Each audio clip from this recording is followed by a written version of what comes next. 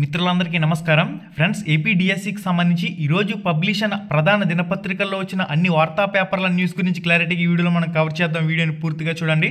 Video చూస్తున్న ప్రతి ఒక్కరు లైక్ చేసి మీ ఫ్రెండ్స్ అందరూ కూడా షేర్ చేయండి. ఇన్ఫర్మేషన్ అందరికీ కూడా రీచ్ అవుతుంది. మనకి మొదటి అప్డేట్ వచ్చేసరికి ఈనాడు న్యూస్ పేపర్లో మెయిన్ ఎడిషన్లో ఫ్రంట్ పేజీలో రావడం జరిగింది. వెబ్సైట్లో మెగా డిఎస్సి హాల్ టికెట్లు, మొదట టీజీటీ ట్రైనర్ గ్రాడ్యుయేషన్ టీచర్, చివరిలో ఎస్జీటీ సెకండరీ గ్రేడ్ టీచర్ పరీక్షలు, రోజుకు 2 విడతలుగా నిర్వహణ. ఇక్కడ పీజీటీ ప్రిన్సిపల్ పీడీలకు ఉదయం పూటే పరీక్ష అంటూ కూడా మనకి ఇన్ఫర్మేషన్లో రావడం జరిగింది. మెయిన్గా ఏపీ డిఎస్సి ఆన్లైన్ పరీక్షలను జూన్ 6 నుంచి జూలై 6 వరకు నిర్వహించేందుకు పాఠశాల విద్యాశాఖ ఏర్పాట్లు పూర్తి చేసింది. ఇదే సమయంలో కేంద్ర ప్రభుత్వానికి సంబంధించిన నెట్ లాంటి కొన్ని పరీక్షలు ఉన్నందున మెయిన్గా ఎన్టీపీసీ నాన్ టెక్నికల్ పాపులర్ కేటగిరీకి సంబంధించి ఆర్ఆర్బీ పరీక్షలు కూడా ఉన్నాయి. మధ్యలో ఒక 5-6 రోజులు పరీక్షలు అంతరాయం ఏర్పడే అవకాశం ఉందని శుక్రవారం రాత్రి నుంచి ఆన్లైన్ ద్వారా హాల్ టికెట్లు డౌన్లోడ్ చేసుకోవచ్చు అంటున్నారు. వెబ్సైట్లో అప్డేట్ అయితే చేశారు, నైట్ మళ్ళీ వెంటనే తీసేశారు. దాని గురించి కూడా క్లారిటీగా మనం డిస్కస్ చేద్దాం, ఏ విధంగా డౌన్లోడ్ చేసుకోవాలనే వివరాలకు సంబంధించి. 16,347 పోస్టుల భర్తీకి సంబంధించి డిఎస్సి నోటిఫికేషన్ ప్రకటించిన విషయం తెలిసిందే. రాష్ట్రానికి చెందిన వారితో పాటుగా ఇతర రాష్ట్ర అభ్యర్థులతో కలిపి మొత్తంగా 3,35,401 మంది అభ్యర్థులు అయితే దరఖాస్తు చేశారు. దీంతో రాష్ట్రంతో పాటుగా తెలంగాణ, కర్ణాటక, తమిళనాడు, ఒడిశాల్లో కూడా పరీక్ష కేంద్రాలను అయితే ఏర్పాటు చేశారు. దరఖాస్తు సమయంలోనే పరీక్ష కేంద్రాలకు సంబంధించిన ఐచ్ఛికాలను స్వీకరించారు. ఎక్కువ మందికి వీటి ప్రకారమే పరీక్ష కేంద్రాలు కేటాయించారంటూ కూడా ఒక పాయింట్లో మెన్షన్ చేస్తున్నారు. మొదట టీజీటీ ట్రైనర్ గ్రాడ్యుయేషన్ టీచర్, చివర ఎస్జీటీ సెకండరీ గ్రేడ్ టీచర్ అంటూ కూడా ఒక పాయింట్లో మెన్షన్ చేశారు. ఆన్లైన్ పరీక్షలో మొదట ట్రైనర్ గ్రాడ్యుయేషన్ టీచర్ టీజీటీ అభ్యర్థులకు నిర్వహిస్తారు. ఆ తర్వాత స్కూల్ అసిస్టెంట్లకు నిర్వహిస్తారు. అనంతరం పోస్ట్ గ్రాడ్యుయేషన్ టీచర్లకు నిర్వహిస్తారు. మనకి డిఎస్సికి సంబంధించిన షెడ్యూల్ అనేది వెబ్సైట్లో పెడితే బాగుండేది. ఇప్పటి వరకు షిఫ్ట్ల వారీగా 6 నుంచి 30వ తారీఖు వరకు పరీక్షలు నిర్వహించే తేదీలకు సంబంధించి క్లారిటీగా పీడిఎఫ్ అయితే వెబ్సైట్లో అందుబాటులోకి రాలేదు. దానికి సంబంధించి కూడా అప్డేట్ రాగానే తప్పకుండా మీకు అయితే పోస్ట్ చేయడం జరుగుతుంది. చివరిగా సెకండరీ గ్రేడ్ టీచర్, ఎస్జీడీలకు పరీక్షలు అయితే నిర్వహిస్తారంటూ కూడా ఒక పాయింట్లో మెన్షన్ చేశారు. డిఎస్సి పరీక్షలను 2 విడతలుగా నిర్వహించడం జరుగుతుంది. మార్నింగ్ సెషన్ వచ్చేసరికి ఉదయం 9:30 నుంచి మధ్యాహ్నం 12 గంటల వరకు, మధ్యాహ్నం సెషన్ వచ్చేసరికి 2 గంటల నుంచి సాయంత్రం 4:30 గంటల వరకు పరీక్ష అయితే నిర్వహించడం జరుగుతుంది. ప్రిన్సిపల్ అదేవిధంగా పీజీటీ పీడీ పోస్టులకు సంబంధించి 3 గంటల పాటు అయితే పరీక్ష జరుగుతుంది. ప్రిన్సిపల్ అదేవిధంగా పీజీటీ పీడీ పోస్టులకు సంబంధించి మొత్తంగా 3 గంటల పాటు ఉదయం 9 గంటల నుంచి మధ్యాహ్నం 12 గంటల వరకు పరీక్ష అయితే నిర్వహిస్తారు. టీజీటీ పీజీటీ ప్రిన్సిపల్ అభ్యర్థులకు ఆంగ్ల భాషా నైపుణ్య పరీక్ష ఉంటుంది. దీని కాల వ్యవధి 1.5 గంటన్నర అంటూ కూడా ఒక పాయింట్లో మెన్షన్ చేస్తున్నారు. ఇది గైస్ దీనికి సంబంధించిన సమాచారం. నెక్స్ట్ అదనపు సమయం ఇవ్వలేమంటూ కూడా ఒక పాయింట్లో మెన్షన్ చేశారు. జిల్లాకో ప్రశ్నపత్రం అదేవిధంగా 90 రోజుల అదనపు సమయం కావాలన్న అభ్యర్థనలకు ప్రభుత్వం వివరణిచ్చింది. గత ఏడాది నవంబర్లోని డిఎస్సికి సంబంధించిన సిలబస్ని ఆన్లైన్లో ఉంచామని, దీంతో అభ్యర్థులు పరీక్షలకు సన్నద్ధమయ్యేందుకు 6 నెలల కంటే ఎక్కువ సమయమే లభించిందని పేర్కొన్నారు. విద్యాశాఖ మంత్రి నారా లోకేష్ గారు అన్న మాటలే, టెట్కి 90 రోజుల సమయం, డిఎస్సికి 90 రోజుల సమయం అని చెప్పేసి అప్పట్లో ప్రకటన అయితే చేస్తున్నారు. దానికి అనుగుణంగానే అభ్యర్థులు నోటిఫికేషన్ నుంచి పరీక్షలకి 90 రోజుల సమయాన్ని అయితే ఖచ్చితంగా డిమాండ్ చేశారు. కానీ ప్రభుత్వం అభ్యర్థుల డిమాండ్ని ఏమాత్రం బేఖాతరు చేయలేదు. కనీసం ఎటువంటి న్యాయ వివాదాలకు ఆస్కారం లేకుండా ఒకే జిల్లా ఒకే పేపర్లో పరీక్ష నిర్వహించాలన్న అభ్యర్థనని సహితం ప్రభుత్వం లెక్క చేయలేదు. దీని వెనక ఆంతర్యం ఏందనేది కూడా ఇప్పుడు మనం క్లారిటీగా డిస్కస్ చేద్దాం. 90 రోజుల సమయం ఇస్తే విద్యా సంవత్సరం మధ్యలో వారు ఉద్యోగాల్లో చేరవలసి వస్తుందని, ఇది విద్యార్థుల అభ్యసన సామర్థ్యాలపై ప్రభావం చూపుతుందని వెల్లడించారు. ఎటువంటి రీజన్స్ అనేవి వెతుక్కుంటున్నారనేది మీకు క్లారిటీగా అర్థమవుతుంది కదా. ఒకటైతే క్లారిటీగా అర్థమైపోతుంది, ప్రైవేటు పాఠశాలలకి కొమ్ము కాస్తున్నారనే ఏదైతే విమర్శ వచ్చిందో దానికి అనుగుణంగానే ముందుకు వెళ్తున్నట్లు మనకు అర్థమవుతుంది. డిఎస్సి పారదర్శకంగా లోపరహితంగా నిర్వహించేందుకు కంప్యూటర్ ఆధారిత పరీక్ష మంచిదని, పేపర్ లీకేజీలు ఉండవని తెలిపారు. ఫలితాలు నార్మలైజేషన్ చేస్తారని, ఈ విధానాన్ని న్యాయస్థానం సహితం సమర్థిస్తుందని వివరించారు. దీని గురించి క్లారిటీగా సుప్రీంకోర్టు ఏమంటుందనేది ఒకసారి క్లారిటీగా చూడండి. ఈరోజు ప్రతి న్యూస్ పేపర్లో మెయిన్ ఎడిషన్లో ఈ ఆర్టికల్ అయితే పబ్లిష్ కావడం జరిగింది. ఒకే షిఫ్ట్లో నీట్ పీజీ పారదర్శకంగా నిర్వహించండి.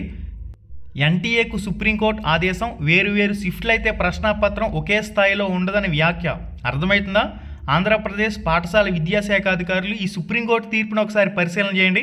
ఇది మనకి ఈరోజే రావడం జరిగింది. ఒకే షిఫ్ట్లో నీట్ పీజీ, 2 షిఫ్ట్లు అయితే ప్రశ్నాపత్రం ఒకే స్థాయిలో ఉండదు. డిఎస్సి అభ్యర్థుల వాదన ఇదే, ఒకే జిల్లా ఒకే పరీక్ష నిర్వహించాలని చెప్పేసి ఇందుకే కోరుతున్నారు. 2 షిఫ్ట్లు అయితే ప్రశ్నాపత్రం ఒకే స్థాయిలో ఉండదు, పరీక్షను పారదర్శకంగా నిర్వహించండి.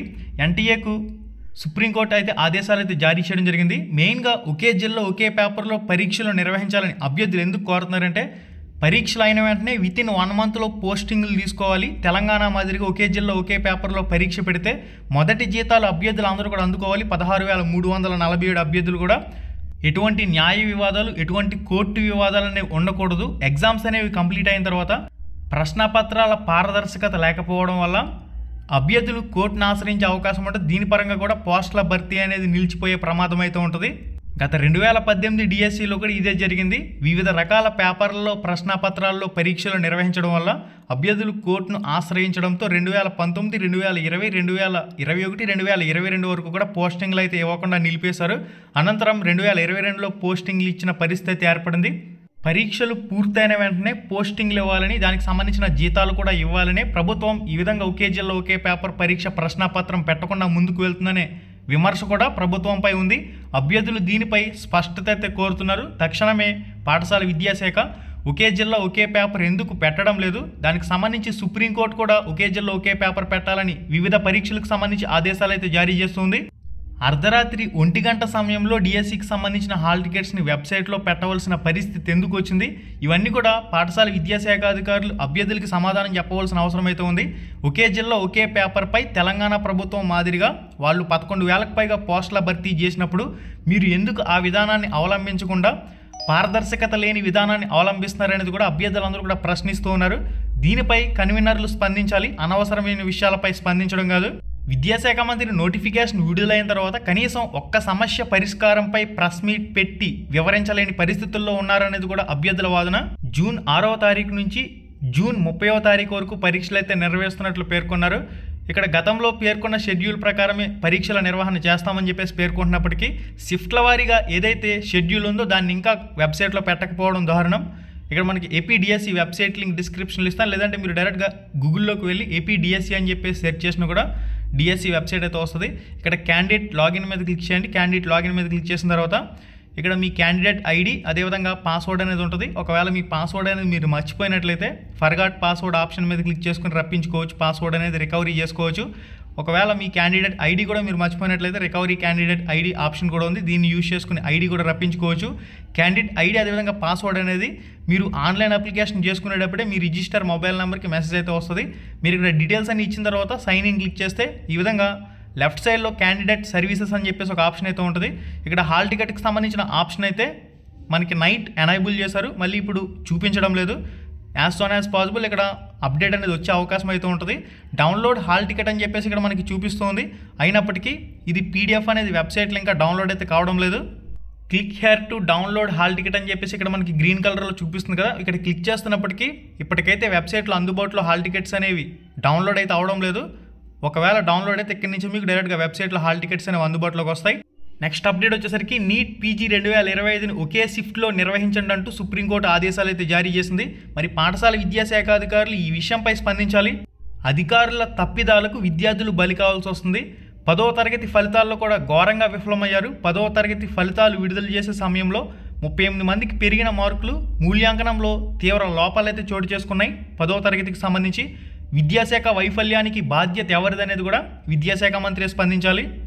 66,363 మంది విద్యార్థులు రీవాల్యుయేషన్ రీకౌంటింగ్కి సంబంధించి దరఖాస్తు అయితే చేసుకున్నారు. 11,175 షిఫ్ట్లు స్క్రిప్ట్ మార్కుల్లో లోపాలు ఉన్నట్లు ఇక్కడ అధికారులు అయితే గుర్తించారు. ఎంత దారుణంగా విఫలమయ్యారంటే 10వ తరగతి ఫలితాల విషయంలో ఫస్ట్ ఆంధ్రప్రదేశ్లో పాఠశాల విద్యాశాఖను ప్రక్షాళన చేయాలి, పాఠశాల విద్యాశాఖ అధికారులను ప్రక్షాళన చేయాలి. నేడే మెగా డిఎస్సి హాల్ టికెట్ల విడుదల, జూన్ 6 నుంచి ఆన్లైన్లో పరీక్షలు.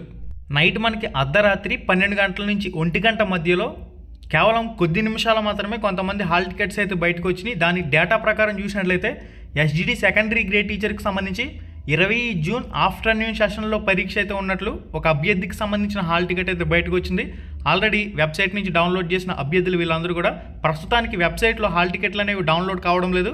ఒక 4-5 గంటల్లో పూర్తి స్థాయిలో డౌన్లోడ్ చేసే విధంగా ఏదైనా అప్డేట్ వచ్చే అవకాశం అయితే ఉంటుంది. ఇక నెక్స్ట్ చూసినట్లయితే టీజీటీ ట్రైనర్ గ్రాడ్యుయేషన్ టీచర్కి సంబంధించి జూన్ 6వ తారీఖు, నెక్స్ట్ స్కూల్ అసిస్టెంట్కి సంబంధించి సోషల్ సైన్స్కి సంబంధించి నాన్ లాంగ్వేజెస్కి సంబంధించి స్కూల్ అసిస్టెంట్ అభ్యర్థులకి 9 జూన్ మధ్యాహ్నం సెషన్లో, నెక్స్ట్ స్కూల్ అసిస్టెంట్కి సంబంధించి మ్యాథమెటిక్స్కి సంబంధించి 12 జూన్ మార్నింగ్ సెషన్లో, టీజీటీ ట్రైనర్ గ్రాడ్యుయేషన్ టీచర్కి సంబంధించి 26 జూన్ 2025కి సంబంధించి ఆఫ్టర్నూన్ సెషన్లో పరీక్ష ఉన్నట్లు ఇక్కడ హాల్ టికెట్లో మెన్షన్ చేస్తున్నారు. నెక్స్ట్ టీజీటీ అనేది 6వ తారీఖున, పీజీటీ అనేది 8వ తారీఖున, స్కూల్ అసిస్టెంట్ ఫిజికల్ సైన్స్ అనేది 9వ తారీఖున, స్కూల్ అసిస్టెంట్కి సంబంధించి మ్యాథమెటిక్స్ 12వ తారీఖు, ఎస్జీటీ 13వ తారీఖు ఇక్కడ చూపిస్తుంది. మరి వీటిలో ఏవైనా మార్పులు మళ్ళీ వస్తాయనేది కూడా హాల్ టికెట్లో మళ్ళీ రీఓపెన్ అయిన తర్వాత చెక్ చేసుకోవాలి. టీజీటీకి సంబంధించి, సైన్స్కి సంబంధించి, ఇంగ్లీష్ మీడియంకి సంబంధించి, నాన్ లాంగ్వేజెస్కి సంబంధించి 25 జూన్, టీజీటీకి సంబంధించి నాన్ లాంగ్వేజ్, ఫిజికల్ సైన్స్కి సంబంధించి, ఇంగ్లీష్ మీడియంకి సంబంధించి 26 జూన్ ఆఫ్టర్నూన్ సెషన్లో ఇక్కడ కంప్లీట్గా ఎవరైతే హాల్ టికెట్లు డౌన్లోడ్ చేసిన అభ్యర్థులు ఉన్నారో వాళ్ళ వివరాలు అనేవి ఇక్కడ మీకు స్క్రీన్ మీద డిస్ప్లే చేస్తున్నాను. ఏ రోజున ఏ పేపర్ అనేది ఉంటుందనేది మీకు ఇక్కడ తెలుసుకునే అవకాశం అయితే ఉంటుంది. ఇక ఎగ్జామ్ షెడ్యూల్ వెబ్సైట్లో పెట్టినట్లయితే అందరికీ కూడా ఫుల్ క్లారిటీగా ఉంటుంది. స్కూల్ అసిస్టెంట్కి సంబంధించి ఫిజికల్ సైన్స్ అనేది 9 June 2025 afternoon session. SGD secondary grade teacher 13వ తారీఖు ఆఫ్టర్నూన్ సెషన్ కూడా ఇక్కడ చూపిస్తుంది. ఎస్జీడీ సెకండరీ గ్రేడ్ టీచర్కి సంబంధించి 20 జూన్ 2025 ఆఫ్టర్నూన్ సెషన్కి సంబంధించి ఎవరైతే నైట్ టైంలో ఆన్లైన్లో ఉన్నారో 12 గంటల నుంచి 1 గంట మధ్యలో వాళ్ళు మాత్రమే హాల్ టికెట్లు అనేవి డౌన్లోడ్ చేస్తారు. ఇప్పుడు చూస్తే వెబ్సైట్లో హాల్ టికెట్స్ అనేవి డౌన్లోడ్ కావడం లేదు. కాస్త వెయిట్ చేయండి. ఎనీవే సెట్ చేసినట్లయితే అందరికీ కూడా డౌన్లోడ్ అవుతాయి. కాబట్టి డౌన్లోడ్ చేసిన తర్వాత మీరు ఏ రోజున ఎగ్జామ్ రాస్తున్నారు, మార్నింగ్ షిఫ్టా, అదేవిధంగా ఆఫ్టర్నూన్ షిఫ్టా, మీరు ఎస్జీటీనా లేదా స్కూల్ అసిస్టెంట్నా, టీజీటీనా, పీజీటీనా, ప్రిన్సిపల్నా, కంప్లీట్గా ఏ రోజున ఏ ఎగ్జామ్ అనేది మీరు రాయబోతున్నారు అనేది కామెంట్ రూపంలో కామెంట్ చేసి తెలియచేయండి. కంపల్సరీగా మిగిలిన అభ్యర్థులందరూ కూడా తెలుసుకునే అవకాశం అయితే ఉంటుంది. అభ్యర్థులందరికీ కూడా మానసికంగా దృఢంగా ఉండవలసిన సమయం ఇది. అభ్యర్థులందరూ కూడా ఎట్టి పరిస్థితుల్లో మానసిక ఒత్తిడికి గురి కావద్దు. ముందున్న టాస్క్ని ఏ విధంగా పూర్తి చేసుకుంటూ ముందుకు వెళ్ళాలి, ఈ విషయంపై మాత్రమే దృష్టి పెట్టండి. మీ వంతు 100% ప్రయత్నం చేయండి. మీరు ఎంతవరకు మీ బెస్ట్ ఇవ్వగలరో అంతవరకు ట్రై చేయండి. మీ హార్డ్ వర్క్ అనేది 70 to 80% ఉన్న కంపల్సరీగా లక్ బేస్డ్ కూడా ఇక్కడ డిపెండ్ కావాల్సిన పరిస్థితి ఏర్పడింది. ఎందుకంటే 45 రోజుల సమయం వల్ల ఈ నార్మలైజేషన్ విధానం వల్ల లక్ బేస్డ్ విధానంలో తయారవుతూ ఉంటుంది. ఎందుకంటే హార్డ్ వర్క్ 70 to 80% ఉన్న లక్ కూడా కంపల్సరీగా మీకు 30 to 20% కంపల్సరీగా మీ వైపు ఉన్నప్పుడే మీకు మంచి ఫలితాలు వస్తాయి.